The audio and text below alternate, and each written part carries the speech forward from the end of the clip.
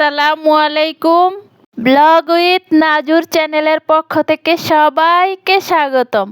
আশা করি যে যেখানতে আমার এই ভিডিওটি দেখছেন সবাই ভালো আছেন, আমিও আলহামদুলিল্লাহ ভালো আছি। এখানে শাক বাগার দিব, তার জন্য শাকটা আমি আগেই সিদ্ধ করে নিয়েছি। এখন কিছু পেঁয়াজ রসুন কুচি ভেজে নিচ্ছি আর শাকটা বাগার দিয়ে নিব।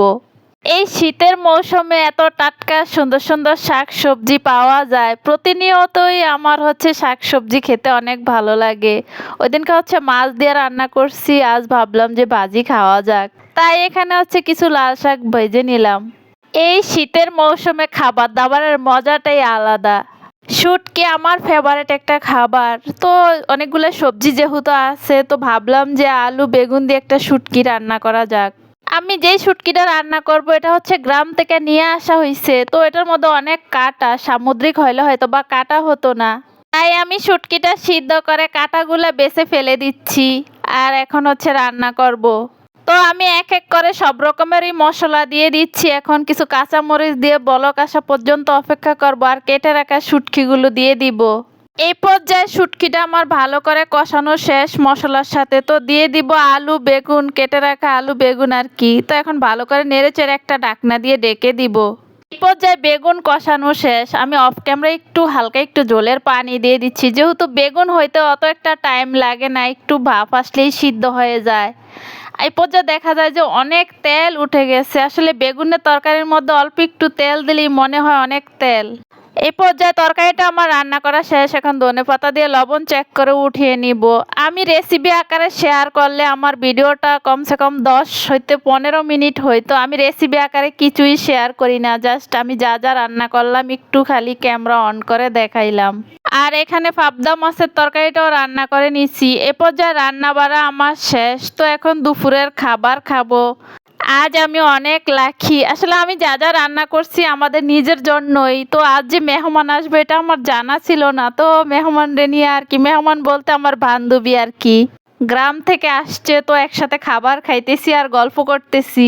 তো ভাবলাম যে বিকালে নাস্তার কি আয়োজন করা যায়, তাই এখানে আমি কিছুটা পরিমাণ আটা নিয়ে নিচ্ছি। আটা ময়দা চাউলের গুঁড়া যে কোনো জিনিস দিয়ে তৈরি করা যায়।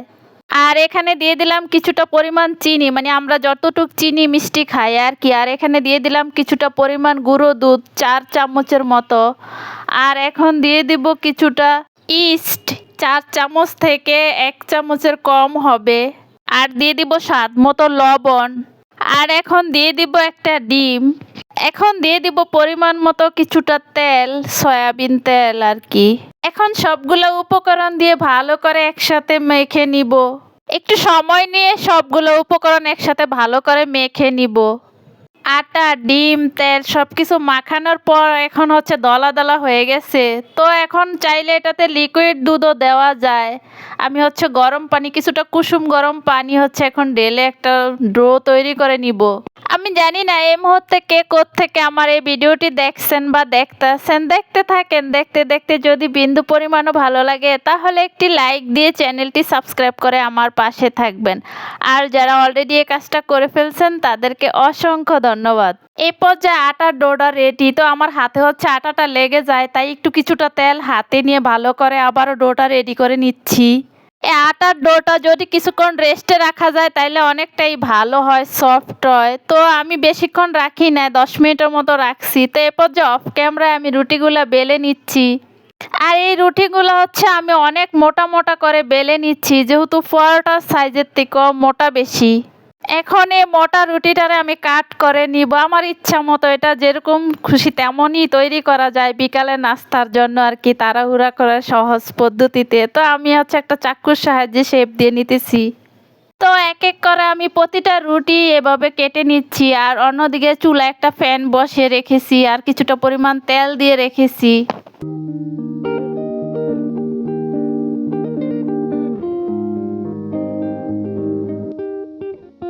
এই পর্যায়ে সবগুলো রুটি আমার কাটা শেষ। এটা চাইলে অনেক রকমের ডিজাইনও করা যায়, কিন্তু আমার অত সময় নাই। আমি যেহেতু চুলায় তেল বসিয়ে রেখেছি, এখন এক এক করে ভেজে নিব। ঝটপট এটা বিকালের নাস্তার জন্য, বাচ্চাদের টিফিনের জন্য অনেক সুন্দর একটা নাস্তা। চাইলে আপনারা বাসায় ট্রাই করতে পারেন। আর চুলার ফ্লেমটা আমি এই পর্যায়ে এরকম রেখেছি। এখন এক এক করে সবকিছু আমি ভেজে নিচ্ছি।